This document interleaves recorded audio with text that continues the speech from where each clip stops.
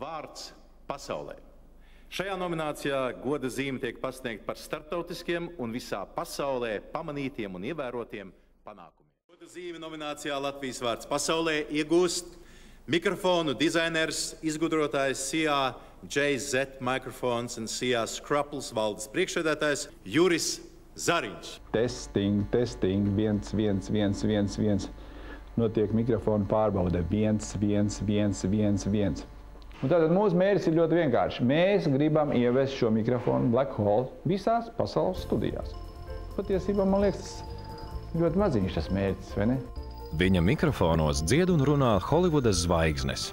Juris Zariņš par mikrofoniem zina visu, jo ar tiem strādā vairāk nekā 20 gadus. Uzņēmuma valdes priekšsēdētājs, izgudrotājs un dizainers. Viņš ir viss vienā personā. Un savā uzņēmumā taisa to, ko citi nevar uztaisīt, jo tikai tā var sasniegt mērķi – Latvijā radīt un ražot vislabākos mikrofonus pasaulē.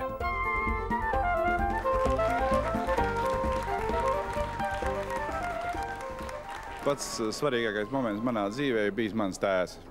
Viņš man iemācīja no maza bērna kājas darīt darbu un necensties saņemt par to atlīdzību.